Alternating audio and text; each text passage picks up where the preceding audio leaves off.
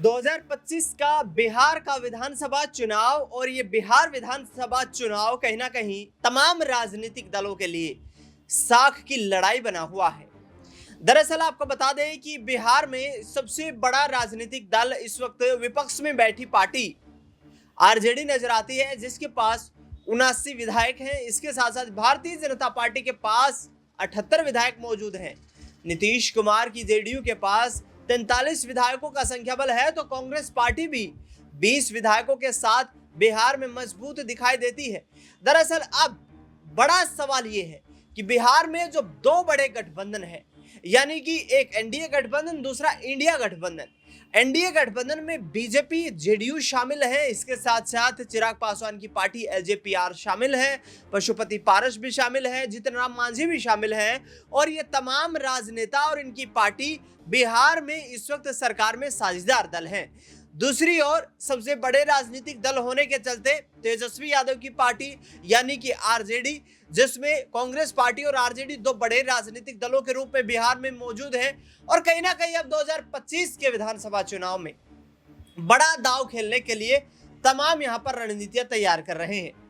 NDA गठबंधन में जिस तरीके से नीतीश कुमार की भूमिका को लेकर लगातार सवाल खड़े किए जा रहे हैं, भारतीय जनता पार्टी से भी लगातार ये सवाल पूछे जा रहे हैं कि भाजपा क्या वाकई में नीतीश कुमार को मुख्यमंत्री बनाएगी, या फिर महाराष्ट्र में एकनाथ शिंदे वाला हाल नीतीश कुमार का होने वाला है। पॉलिटिकल सिनारियो भी कुछ इसी तरीके से नजर आता है, क्योंकि बीजेपी के पास ज्यादा विधायक हैं तो जेडीयू के पास विधायकों का संख्याबल कम है। दूसरी ओर आपको बता दें कि नीतीश कुमार के लिए चिंता का सबब यह है कि यदि उनकी पार्टी कम सीटों पर बिहार में विधानसभा का चुनाव लड़ती है, तो ऐसे में मुख्यमंत्री पद पर दावा ठोकना उनके लिए मुश्किल हो जाएगा। हालांकि आरजेडी का समर्थन और सहयोग और आरजेडी के विधायकों की संख्या बल उनके लिए एक आस और उम्मीद की किरण जरूर दिखाई देगी।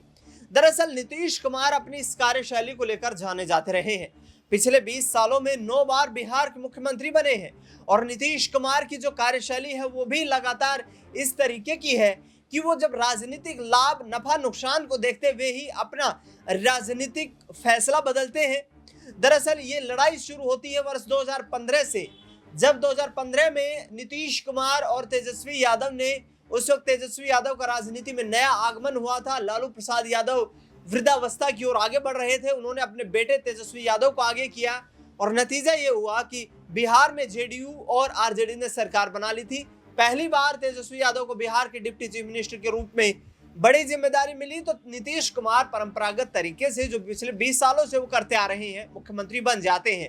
इसके बाद 2019 के विधानसभा चुनाव तक का, लोकसभा चुनाव तक का इंतजार करती है जेडीयू।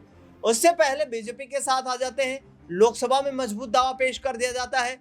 2020 के विधानसभा चुनाव बिहार में बीजेपी और जेडीयू मिलकर लड़ती है। नीतीश कुमार की अगुवाई में वो चुनाव लड़ा गया और नीतीश कुमार फिर से मुख्यमंत्री बन जाते हैं, लेकिन चंद दिनों के बाद ही, यानी कि जो विधानसभा स्तर पर गठबंधन टूट जाता है, तेजस्वी यादव के साथ गठबंधन कर लिया जाता है, और फिर से तेजस्वी यादव को डिप्टी चीफ मिनिस्टर बनने का मौका मिलता है।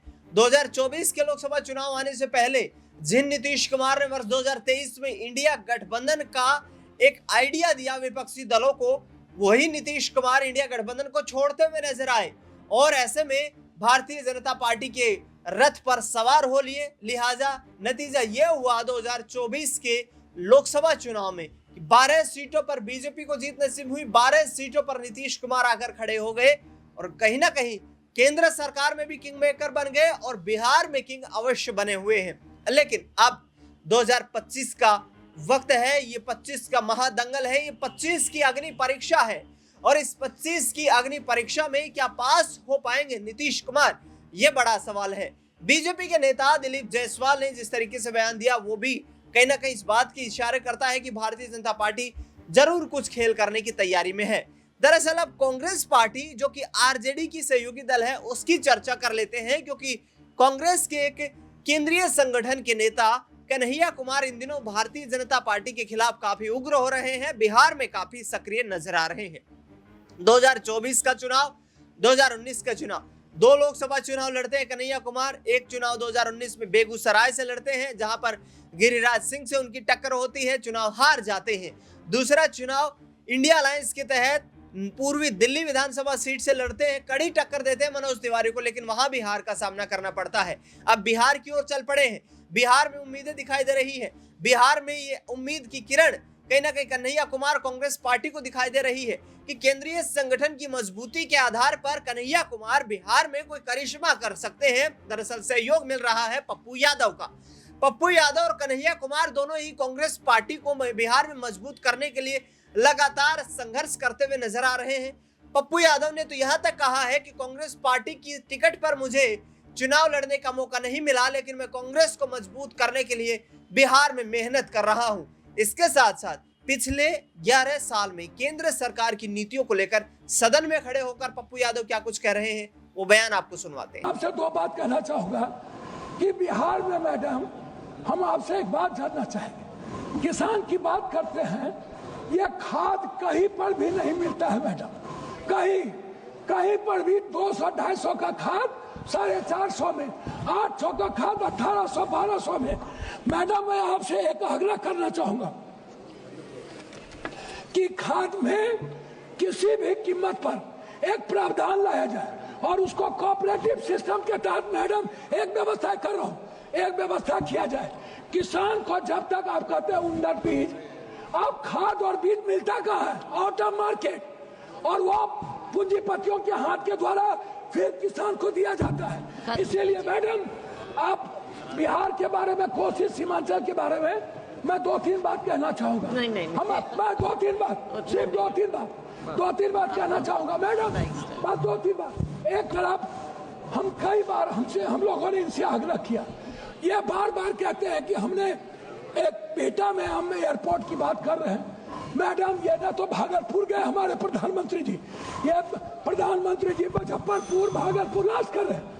आप रक्सौल के एयरपोर्ट पर आपने प्रावधान, अंतिम में कह रहा हूँ कि सहरसा में एम्स खुलने की व्यवस्था हो गई थी, भारत सरकार को जमीन दे दिया गया था, लेकिन सहरसा के एम्स को हटा करके आपने कोई प्रावधान, हमारे कोसी सीमांचल में सबसे ज्यादा कैंसर, टीबी, दमा एम्स होना चाहिए कोसी, एक कैंसर का हॉस्पिटल होना चाहिए पूर्णिया में, आपने कोई प्रावधान नहीं दिया। मेरा आग्रह आपसे है कि आप कम से कम एक चीज करिए, आप विशेष राज कुछ मत दीजिए, बंद पड़े फैक्ट्री को आप एक योजना के तहत बजट में प्रावधान कीजिए। ठीक है जी। तो सुना पप्पू यादव को, जो साफ तौर पर ये कह रहे हैं कि बिहार में प्लायन फैक्ट्री बना दिया है, बिहार को रोजगार नहीं है, विकास नहीं है। प्रधानमंत्री नरेंद्र मोदी बड़े बड़े वादे करते नजर आते हैं, लेकिन बिहार को ठेंगा दिखाकर चले जाते हैं। देखना दिलचस्प ये रहेगा कन्हैया कुमार पप्पू यादव क्या वाकई कांग्रेस की नैया बिहार में तेजस्वी यादव के साथ मिलकर पार लगा पाएंगे। फिलहाल इस खबर में इतना ही। देश दुनिया से जुड़ी तमाम बड़ी खबरों के लिए देखते रहिए SPN 9 न्यूज।